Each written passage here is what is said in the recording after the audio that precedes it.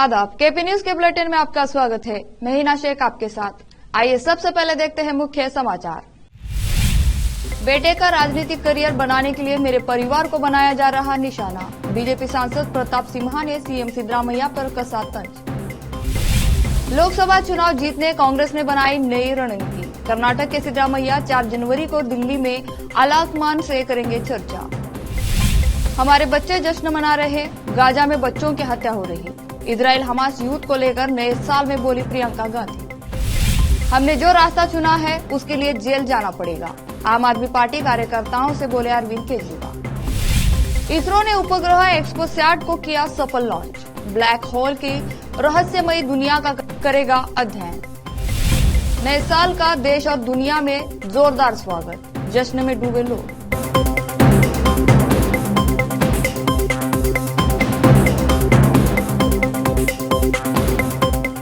अब समाचार विस्तार से। बीजेपी सांसद प्रताप सिम्हा ने कर्नाटक के मुख्यमंत्री सिद्धरामैया पर निशाना साधा है। सिम्हा ने कर्नाटक सीएम पर आरोप लगाया कि वह अपने बेटे के राजनीतिक करियर के लिए रास्ता बनाने के लिए उनके परिवार को निशाना बना रहे हैं। अपने भाई विक्रम सिम्हा की गिरफ्तारी के बाद बीजेपी सांसद ने दावा किया कि मुख्यमंत्री अपने बेटे यतीन्द्र सिद्धरामैया के लिए 2024 में लोकसभा चुनाव जीतने का रास्ता बनाने के लिए उन पर निशाना साध रहे हैं। मीडिया के मुताबिक भाई की गिरफ्तारी को लेकर मीडिया के सवालों का जवाब देते हुए प्रताप सिम्हा ने कहा, अपने बेटे यतीन्द्र को मैसूर से लोकसभा चुनाव लड़ाने और जिताने के लिए सिद्धरामैया बहुत ज्यादा मेहनत कर रहे हैं। वह अपने बेटे को जिताने के लिए दूसरों को निशाना बना रहे हैं। उन्होंने आगे कहा, लोगों को सिद्धरामैया से सीखना चाहिए। आप जैसा पिता हर किसी को नहीं मिलता है। कर्नाटक के मुख्यमंत्री सिद्धरामैया 4 जनवरी को आलाकमान से मिलने दिल्ली जाएंगे। कांग्रेस नेतृत्व ने उन्हें लोकसभा चुनाव के बारे में चर्चा करने के लिए बुलाया है। लोकसभा चुनाव में ज्यादा से ज्यादा सीटें जिताने की जिम्मेदारी मुख्यमंत्री सिद्धरामैया और उप मुख्यमंत्री डीके शिवकुमार के कंधों पर है। सिद्धरामैया ने इस बात की पुष्टि करते हुए कहा कि आलाकमान ने उन्हें दिल्ली बुलाया है। उन्होंने कहा कि संभवतः लोकसभा चुनाव की तैयारियों पर चर्चा करने के लिए बुलाया गया है। जानकारों का कहना है कि कांग्रेस राज्य में 20 सीटें जीतने का लक्ष्य रख रही है, चुनाव की तैयारियां कर रही है। साल 2019 के चुनाव में कांग्रेस को सिर्फ 1 सीट हासिल हुई थी। अब कांग्रेस राज्य में अपनी सीटों की संख्या हर हाल में बढ़ाना चाहती है। पिछले लोकसभा चुनाव में भाजपा ने 28 में से 25, जेडीएस और कांग्रेस ने 1-1 सीट जीती थी। इसके अलावा पूर्व अभिनेत्री सुमलता अमरीश ने भाजपा के समर्थन से स्वतंत्र उम्मीदवार के रूप में मांड्या सीट जीती थी। 2023 के आखिरी दिन देश भर में लोगों ने जश्न मनाकर नए साल 2024 का स्वागत किया। इस मौके पर एक दूसरे को बधाई संदेश भी दिए जा रहे हैं।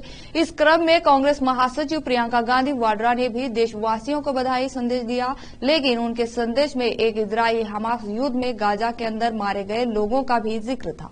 सोशल मीडिया प्लेटफॉर्म एक्स पर दिए संदेश में कांग्रेस नेता ने लिखा, जैसा कि हम नए साल का जश्न मनाते हैं और एक दूसरे को शुभकामना संदेश देते हैं कि हमारे जीवन में प्यार, शांति, हंसी और सच्चाई भरी रहे।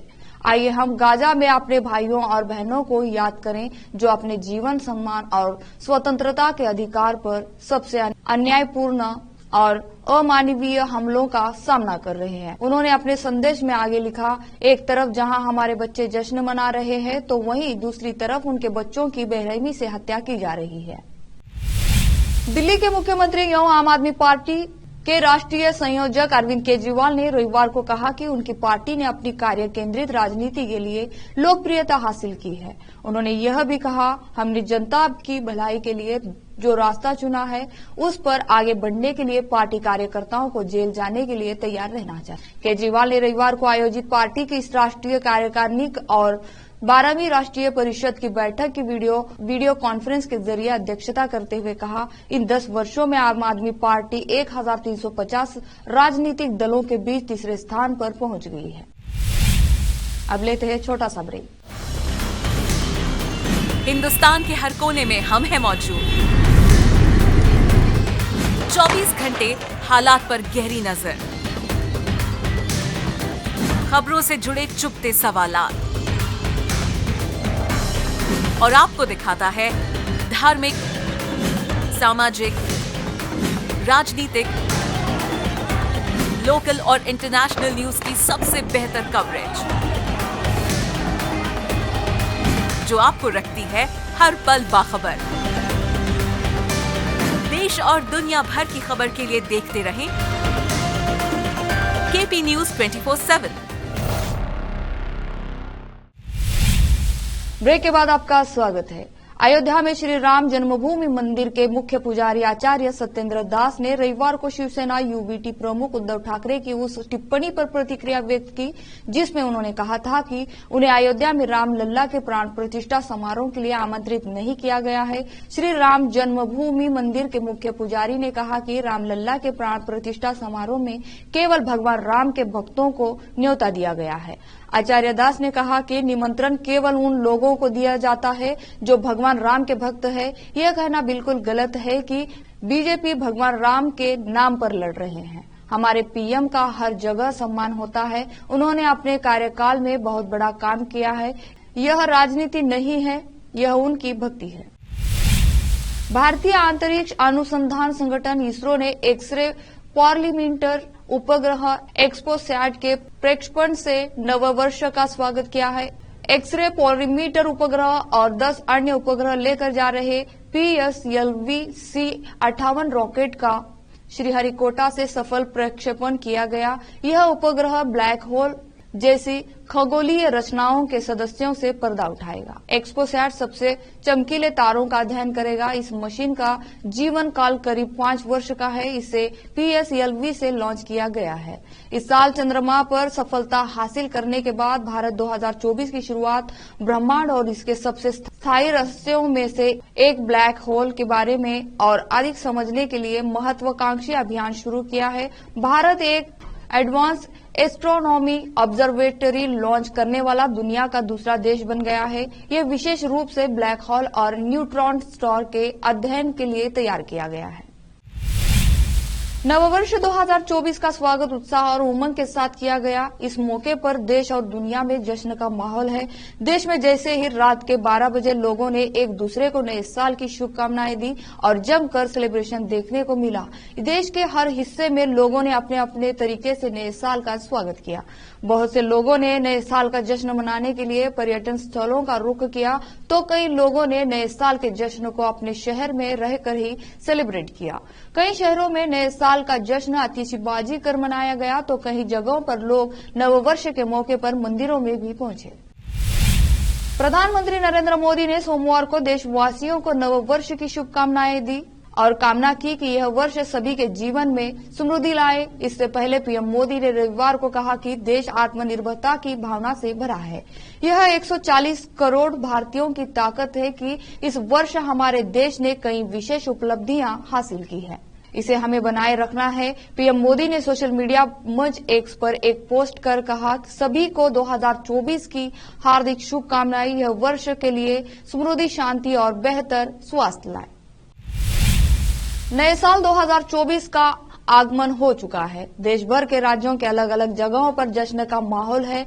एक दूसरे को नए साल की बधाई देने का लोगों के बीच तांता लगा हुआ है। सभी धार्मिक स्थलों पर लोग पूजा अर्चना और दर्शन करने पहुंच रहे हैं। इसी कड़ी में जम्मू कश्मीर के श्रीनगर में लाल चौक पर भी लोगों ने नए साल का जश्न धूमधाम से मनाया। जम्मू कश्मीर में तो इस वक्त जबरदस्त कड़ाके की ठंड पड़ रही है। कई जगहों पर तापमान 0 के नीचे पहुंच गया है। इसके बावजूद भी स्थानीय लोगों के साथ साथ पर्यटक लाल चौक पर स्थित घंटाघर पहुंचे, जहां 2023 की आखिरी शाम से जश्न शुरू हुआ और रात के 12 बजे तक चलता रहा। लोगों ने धूम धड़ाके से नए साल का स्वागत किया। कई लोगों ने कहा कि यह पहली बार है कि हम किसी सार्वजनिक स्थान पर नए साल की पार्टी कर रहे हैं। पहले भी ऐसी पार्टियां होती थी, लेकिन वह केवल एक वर्ग तक ही सीमित थी। होटलों के बंद दरवाजे के अंदर पार्टियां होती थी। फिर से लेते हैं छोटा सा ब्रेक। हिंदुस्तान के हर कोने में हम हैं मौजूद। 24 घंटे हालात पर गहरी नजर, खबरों से जुड़े चुपते सवालात और आपको दिखाता है धार्मिक, सामाजिक, राजनीतिक, लोकल और इंटरनेशनल न्यूज की सबसे बेहतर कवरेज जो आपको रखती है हर पल बाखबर। देश और दुनिया भर की खबर के लिए देखते रहें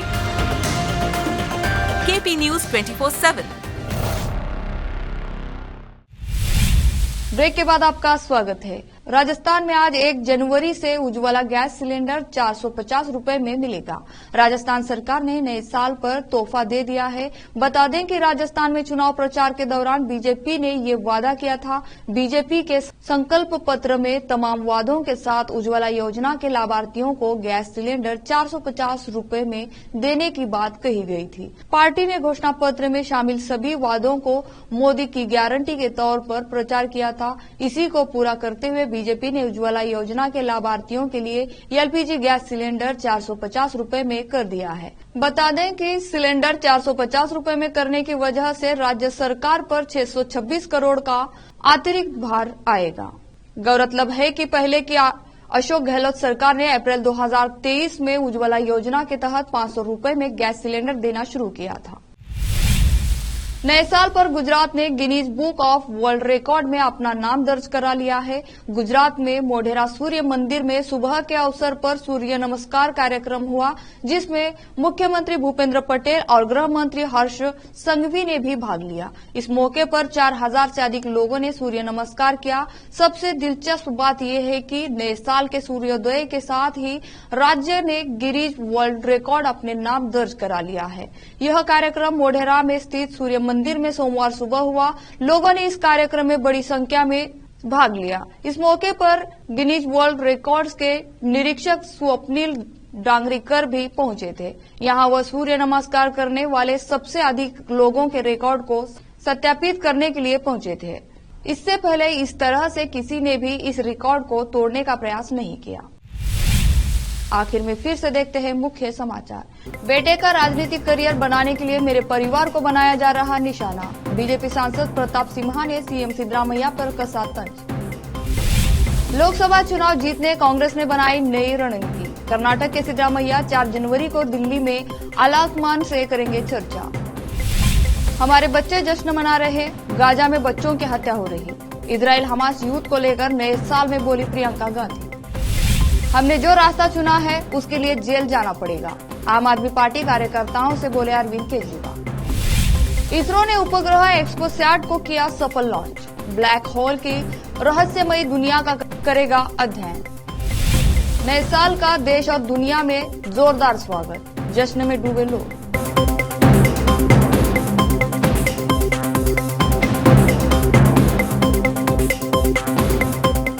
केपी न्यूज के बुलेटिन में आज इतना ही। देश और प्रदेश के समाचारों के लिए जुड़े रहे आपके अपने चैनल केपी न्यूज 24/7 से। धन्यवाद।